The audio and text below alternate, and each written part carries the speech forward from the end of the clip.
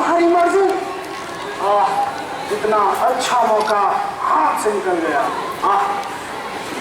चूंकि वो लड़की बहुत ही संविधान एवं नोबल परिवार की थी, अतः इनीगो ने उसका दिल जीतने के लिए स्पेन की सेना में भर्ती होकर सेनापति की कमान संभालने की ठान ली। वे चाहते थे उस युवती का हाथ और दुनिया उनके कदमों के नीचे। सौभाग्यवश वे सेनापति बने और उसी वर्ष अर्थात 1521 ईस्वी में स्पेन और फ्रांस के बीच लड़ाई छिड़ गई।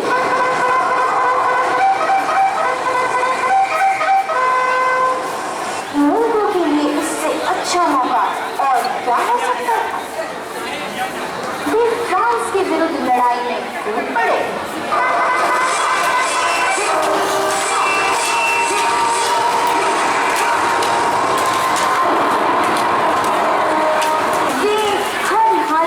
युद्ध में विजयी होकर अपने सपनों की राजकुमारी को प्राप्त करना चाहते थे। लेकिन कभी तो उसका एक गोला इनीगो के पैर को लगा और उनके पैर को चकनाचूर कर डाला। घायल अवस्था में इनीगो को हॉस्पिटल लाया गया। हॉस्पिटल में इनीगो ऊब गए। वे युद्ध संबंधी या बड़ी बड़ी राजाओं की जीवनी पर आधारित वीर गाथा का उपन्यास पढ़ना चाहते थे, परंतु अस्पताल में उन्हें मात्र 2 पुस्तकें ही मिल सकी। एक हिस्तांतरण और दूसरा संतों की जीवनी। भला इनीगो को इन पुस्तकों को पढ़ने में कैसे मन लगता, लेकिन वे वहाँ इतने बोर हो गए थे कि उन्होंने उन पुस्तकों को पढ़ना शुरू किया। जानते हो फिर क्या हुआ? दोस्त, कहानी तो बहुत मजेदार है। इस पर तो बॉलीवुड की फिल्म बननी चाहिए। तो आगे क्या हुआ? ईश्वर की योजना इनीगो के लिए कुछ और ही थी।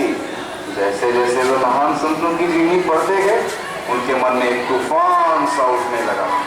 उनकी रुचि संतों की जीवनी और यीशु के जीवनी में बढ़ने लगी। उनका मन परिवर्तित होने लगा। वे सोचने लगे,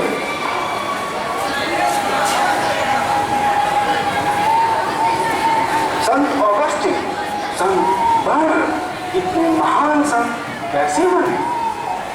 उनके सामने मेरी वीरता तो कुछ भी नहीं, पर वे भी तो मेरे जैसे मनुष्य थे। मेरे प्रभु मेरे लिए भी तो जगत में आए और मेरे प्रेम के लिए मर गए। उचित यह है कि मैं ऐसे प्रभु के लिए, ऐसे प्रेम के लिए कुछ करूं। मैं प्रभु यीशु के लिए कुछ करूंगा, प्रभु का सेवक बनूंगा। उनका मन परिवर्तन होता है, फिर वे निर्णय करते हैं माउंट सेरात जाने, जहाँ से वे यरूशलेम की तीर्थ यात्रा पर जा सके। वे सब कुछ त्याग कर, घर बार छोड़कर साधु बनने निकल पड़े। उन्हें ईश्वर की तलाश थी। रास्ते में उन्होंने अपने राज्य से लिबास उतार कर एक भिखारी को दान में दे दिया।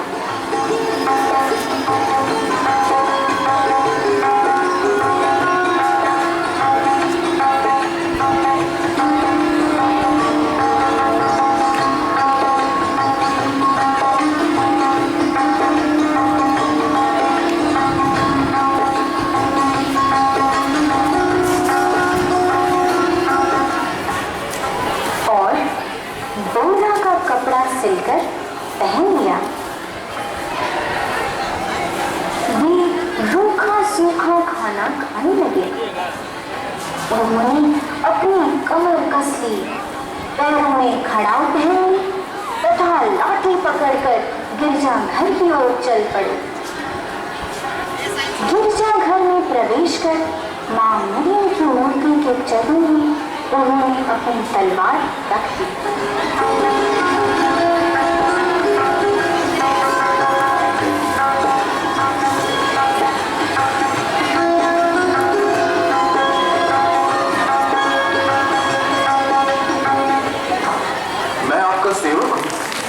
से मुझे इस तलवार की कोई जरूरत नहीं।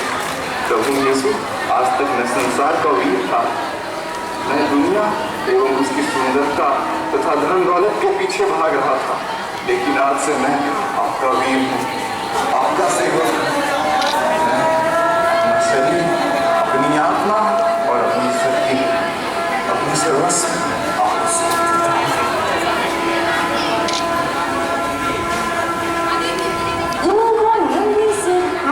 लाठी लिए, कंधे पर अंगोछा डाले, तीर्थ यात्रा पर निकल पड़े। चलते चलते उनके पैरों में सूजन हो गया, तो वो इन पैर में चप्पल पहनने लगे, परंतु उनके चेहरे पर एक असीम शंका झलक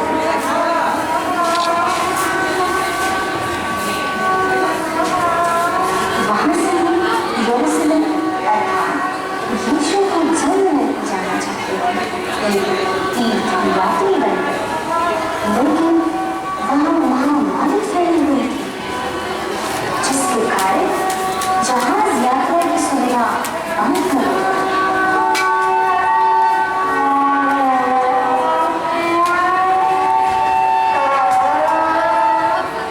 जब तक इस महामारी का अवसान न हो, यही ठहरने और बीमारों की कहर सेवा करें।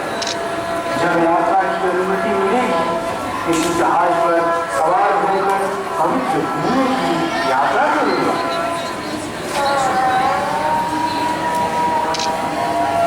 माउंट सेरान से आए एक यात्री दल को इग्नेशियस ने देखा। इनमें से एक स्त्री का नाम आन टेस्ट पास्कल था, जो इनको देखकर ही समझ गई थी या कोई पुरुष बनावटी वेश में है। पड़ोस में टिकने लायक कोई जगह है? पड़ोस में तो मंदेसा गांव में टिकने लायक जगह है। मैं स्वयं वहां जा रही हूँ। यदि आप हम लोगों के साथ चले तो आपके लिए सब कुछ प्रबंध कर दूंगी। पहली रात उन सब ने अस्पताल में काटा। उनके मन में अब भी यह खटक रहा था कि उनमें एक बात की कमजोरी थी।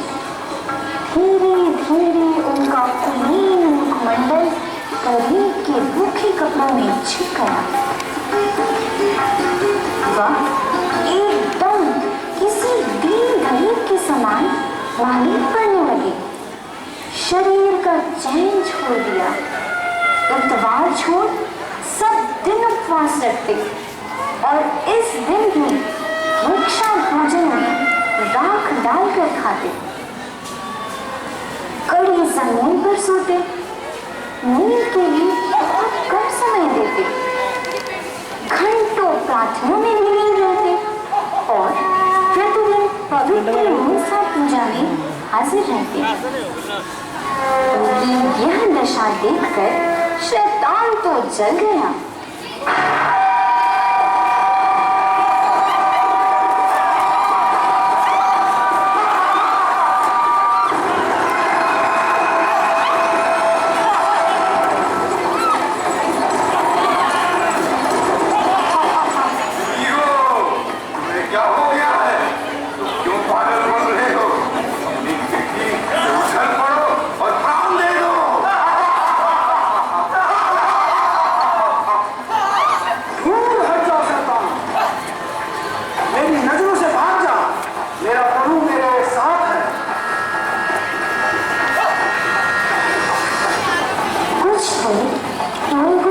विचलित होते हैं, फिर शैतान को ढकेल देते हैं। धीरे धीरे उनकी कीर्ति मन से रात से मनरेसा तक फैलने लगी और लोग उनका यश कीर्तन करने लगे। नीगो वहां से चले गए। दोस्त, नीगो तो सचमुच बड़े साहसिक है। ये तो शैतान से भी लड़ पड़े। हाँ दोस्त, ईश्वर की योजना देखो, कहां से कहां पहुंचा दिया इस जवान को।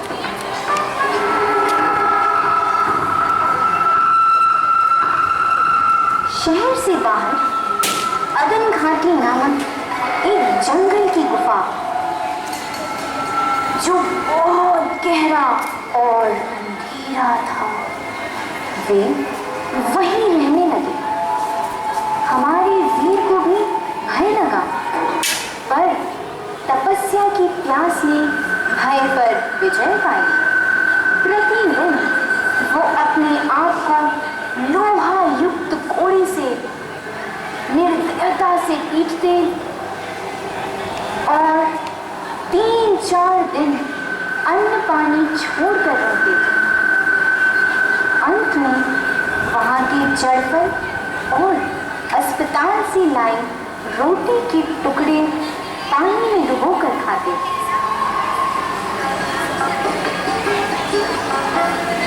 इनीगो को पवित्र आत्मा की कृपा एवं शक्ति प्राप्त हुई। उन्हें ईश्वर के दर्शन हुए, साथ ही ईश्वर का आशीर्वाद मिला।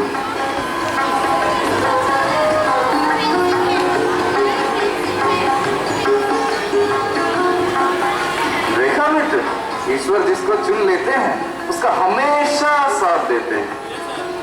हाँ दोस्त, सचमुच संत इग्नाटियस तो महान थे। उनको यीशु मसीह के भी दर्शन हुए। और जानते हो उसके बाद क्या हुआ? नहीं भाई, आगे भी बताओ। इस अनुभव के बाद उन्होंने संसार की एक सबसे महत्वपूर्ण किताब आध्यात्मिक साधना लिखी। तब वे पेरिस जाकर बच्चों के साथ लैटिन भाषा सीखने गए।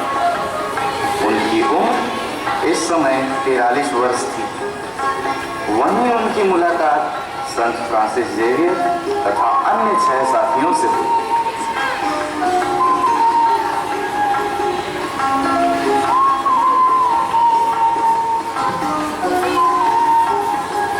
वे फ्रांसिस जेवियर से कहा करते थे,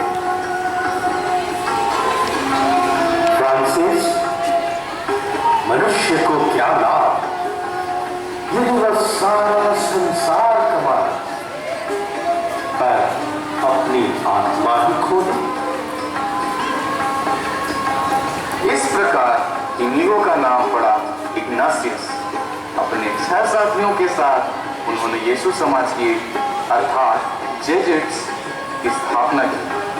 उनका स्वर्गवास आज ही के दिन अर्थात 31 जुलाई सन 1556 ईस्वी में रोम में हुआ। वे एक महान संत घोषित हुए।